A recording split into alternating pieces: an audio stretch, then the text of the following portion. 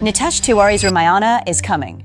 You're hearing the buzz, with Ranbir Kapoor as Rama, Sai Pallavi as Sita, Yash as Ravana, and mind-blowing VFX by DNEG. The British Indian studio behind Inception, Interstellar, and Dune. You already know the plot. You know what's going to happen. Because that's the one Ramayana we all know and love. But here's what even that blockbuster won't show you. Across Asia, there are 7 totally different Ramayanas, and what they do with the story will blow your mind. In one, Hanuman flirts with mermaids. In another, Sita isn't kidnapped at all. And in yet another, Rama refuses to fight. This video is your backstage pass to the Ramayanas that Bollywood and anime world likely will always skip. Today, we're diving into 7 wildly different versions, and they're not fan fiction. These are recorded, performed, carved in temples, and sung through generations. Let's start where Hanuman meets mermaids. Yeah, you heard that right. Welcome to Thailand, where the Ramayana isn't just a story, it's a national treasure. And here, it's called the Ramakien. Rama becomes Phra Ram. Sita becomes Sida. Ravana? Meet Tosakanth, a 10-headed, green-skinned demon king. But the real surprise is Hanuman. In this version, he's more than a divine monkey.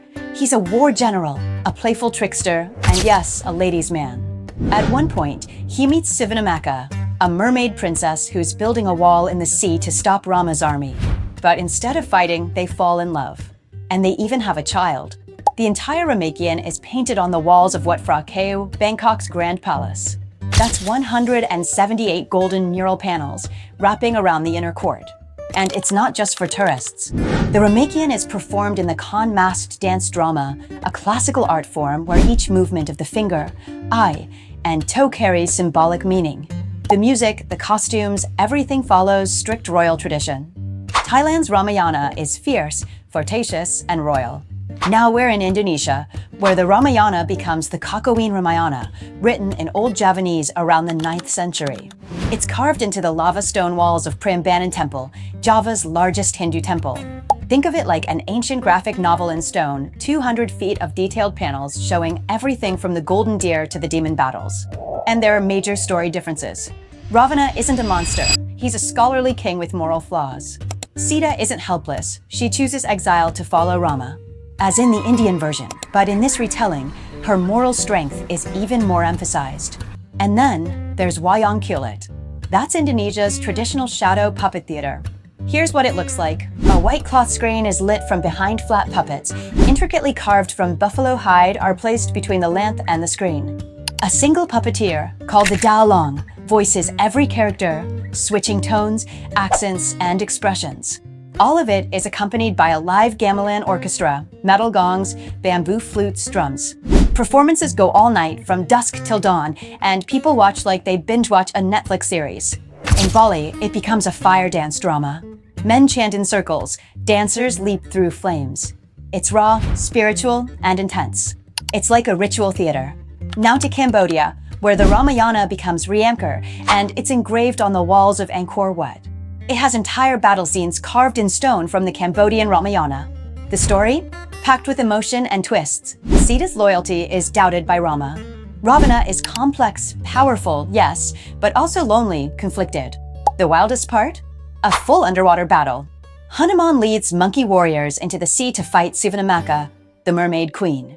You'll see fish soldiers, water deities, monkeys swinging tridents. And it's not just stories, it's live art. In Khmer classical dance, students spend years mastering one role. Every gesture is sacred, a prayer in motion. The Ramakien is Cambodia's mythology, philosophy, and national pride, all carved in stone. In Laos, the Ramayana is called Phra Ram, and it's deeply Buddhist. Here's what shifts. Rama is Phra Ram. Lakshman is Phra Lak. They're not just princes. They're bodhisattvas, enlightened beings sent to guide humanity. Their exile? It's not punishment. It's a test of compassion and detachment. Ravana becomes Tosakanth, not evil, just ignorant. A spiritual metaphor. And the battles? Less about violence, more about overcoming inner demons. How is it passed on? Through classical Lao theater with elegant hand movements. Through monks chanting the story during temple festivals. This isn't just storytelling, it's a guide for living mindfully. In Myanmar, the Ramayana is Yamazatta, and it's musical, theatrical, and meditative. Rama is now Yama, a spiritual teacher. The core lesson? Forgiveness is greater than war. In many versions, Rama doesn't slay Ravana, he forgives him. The epic is performed as Zat Pyu, a vibrant Burmese opera that includes glowing papier-mâché masks, traditional Longi costumes, cymbals, bamboo flutes, chanting choruses. All-night open-air performances, lit by oil lamps. It's like a moral theater there, and it moves people to tears. This one's a curveball. In the Philippines, the Ramayana becomes Maharadia Lawana, an oral epic from the Maranao people of Mindanao. Here's how it differs. Ravana is Lawana, a Moro king with mystical powers. Rama is a local warrior, not a god. There are no texts, no temples. It was memorized, passed down through chants, dances, and rituals. It wasn't written until the 1960s, when scholars finally recorded it from oral storytellers. This version blends Islamic influences, tribal history, and local folklore. Last stop, China. Here, the Ramayana survives in Buddhist scriptures, especially the Liudu Ji Jing from the 6th century. And the tone is totally transformed. Rama is Bodhisattva, and Ravana is forgiven. No war, no armies, just teaching, patience, non-violence. Sita symbolizes endurance, not victimhood. These stories were shared through temple murals, painted scrolls, monk-led sermons. The Ramayana in China isn't a heroic tale.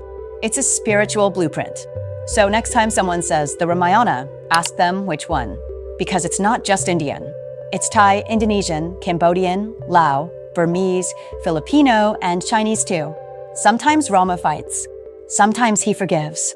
Sometimes he walks away. Sometimes Sita waits. Sometimes she chooses exile. Sometimes she's never taken at all. The Ramayana isn't one story. It's a cultural mirror shaped by the values of every land it touched. Ramayana is, in the sense, truly cross-cultural, adored by other nations. If this video made you rethink what you thought you knew, hit like, drop a comment, and subscribe for more. Tell us if you have anything to add. We are all yours. Go beyond 5,000, history that didn't make it to your textbooks.